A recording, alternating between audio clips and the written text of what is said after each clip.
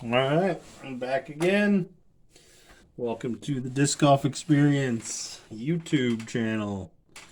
Currently in the throes of a whole bunch of disc golf trading card openings, so bear with me and you'll eventually get some unique content besides this. But for those in the cards, I think they can appreciate this, and repetition probably doesn't matter too much to them. It's fun to see what people get in their cards. And maybe for the next video I will do, or maybe not the next one, but one of the next few, I'll get to the point of showing you everything I've got. You don't need to see the stacks of all the regular common cards, but kind of run through where I'm at in each set. And I got to rearrange here.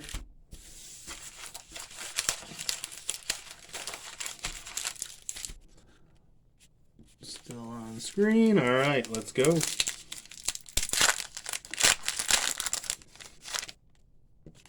So in that last box 7, this is box 8. First time I've had an auto not in a sleeve. Fortunately, it was still in good shape. There was nothing wrong with it. I wouldn't expect there to be too much of an issue with Kyle Klein. I think that is one I need for my second set. So that's a good start. Good start to box 8. I'm down to needing Macbeth and Wysocki and Holland Handley for the first set. And then for the second set, I need Wysocki, Macbeth, Handley, and well, I did it a minute ago. Got the Klein and Simon, I think, is the only other one I need for the second set. So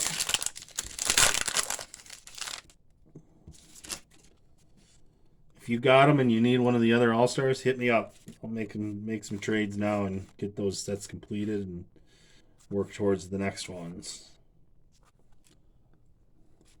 Got a foil. Big name, Simon Lizotte. Pretty confident that was the first one. Yeah. Nice to not get duplicates here of the foils. I did get a few for a while there. Getting closer to probably about halfway on that set. 75 cards, because every regular card has a foil hollow parallel. So there are 75 in the regular set and 75 in the hollow foil set. So I definitely want to have that entire foil set. So if you've got extras and I don't have them yet, I'm happy to make some trades for any of the commons or the other inserts I have. Probably the only things I will trade like on a straight up basis, that's a Heimberg, special edition. Got those, plenty of those. The only things I would do on a straight up, like 1-for-1 or depending on the player level, would be the relics, the autos, and the heroes. Everything else is I'd be happy to trade, and the autographs, relics, autos, and hero cards. The foils, I would stick to trading a foil for a foil since there's so few extras that I have. And then, but the special editions, the All-Stars, the commons, and the event champions, I'm happy to swap with for anything. So, and I'll be fair as best I can. I don't know the true values. There's a lot of things that are being sold online. The pricing on eBay is just insane.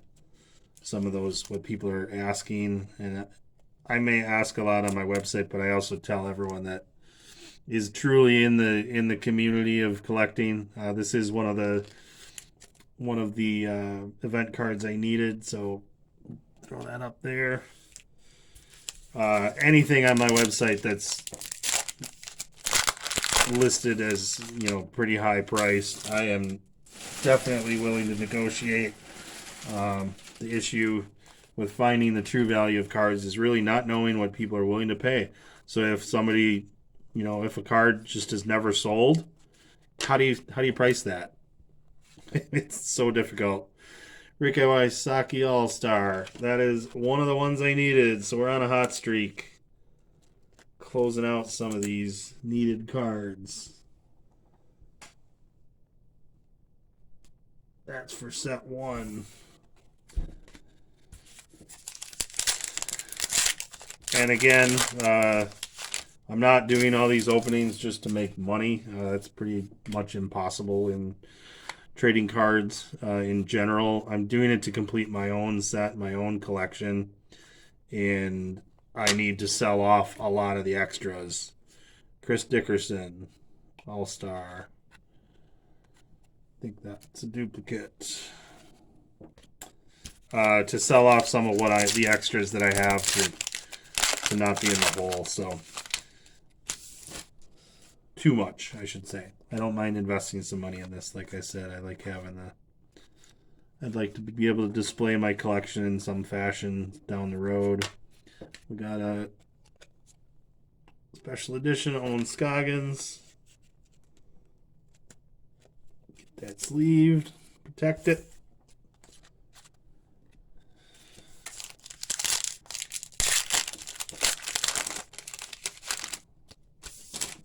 So essentially my goal with my collection is to have the most diverse collection ever. Really have one of everything that I can possibly have, and there are always going to be cards that are out of reach financially. And if you look at eBay, you're going to see a lot of those right now. Not specifically from this set, but there are some cards listed at $10,000, and I just don't see anybody paying that. Doesn't mean someone won't. Who knows? Somebody might come along and be a super fan of somebody. Chris Dickerson All-Star. Well, if I didn't need it, I got 2 of them. I don't know. And it's fine for people to ask whatever they want to ask. But ultimately, it comes down to what is somebody willing to pay. So we got a All-Star coming. Please let it be a Macbeth. It looks like, no, Safety Harbor, Florida. That is Calvin Heimberg. I just watched On Tour, I think it's called, the Brody and Ulibarri podcast. I just watched that upstairs while I was splicing and working on editing that one video I had some issues with. You'll see it. It's a Relic box number 7 if you're call it the first time YouTuber comedy hour is what I titled it. But that was really good. Oh, we got another, this is another venue I needed. So I just finished my 5th set of the Tour Champion cards. But Brody and Yuli had Ken Climo on, and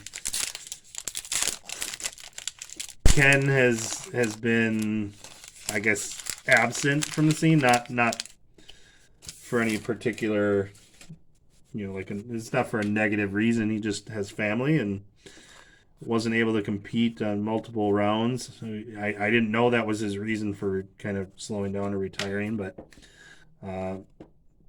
he's the GOAT, and that's arguable. Some people want to say Macbeth is the GOAT. Can look at World Championships, and Kenny brought up a pretty unique take that he also only had one major a year back when he was winning. So if you extrapolate that and consider how often he would win, he potentially might have won 4 times the amount of majors that he has. But he's got 12 world titles. That's the one thing that's consistent across the years. The only thing that in sports, it's a continual debate, and it'll probably forever be a continual debate. We got our first hero card in a while. I am down to needing Paige Pierce and Nate Sexton for the heroes. So, but the ongoing debate that'll be there forever is when you're talking about, ooh, that is pretty and new for my set, Nate Sexton. The flame, the bird, that is pretty sexy. Sorry, excuse me. Couple packs to go. I can get through this last discussion, but the comparison of the greatest of a certain time versus the greatest of another time. When you truly talking about what the GOAT means, it's the greatest of all time. And really, I don't think looking at championships, I don't think that looking at PDGA Tour wins necessarily is the only way to assess who is the best. There's definitely some credence given to that, but I think there's other factors involved that just got to get some of these base stacks out of the way so they don't topple, creating more damaged cards on my own by my own fault. All right. Comparing how dominant somebody was at their own time, you know, how it's pretty hard to argue. We got another signature here. I don't remember if this is the first or the second one in the box, but excuse me. Chris Dickerson, that is a duplicate. Number 10 of 20. Got some signature trades ready to go.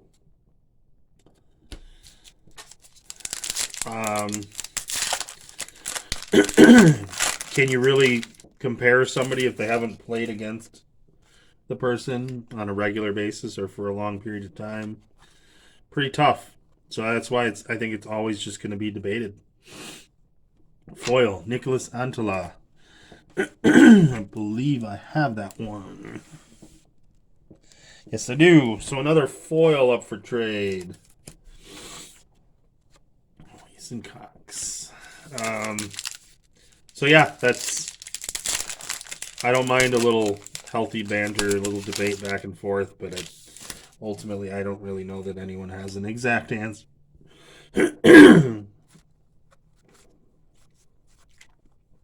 Sorry, I'm talking too much. Calvin Heimberg, special edition. Just leave it up. And that is signature box 8. Talk to you later.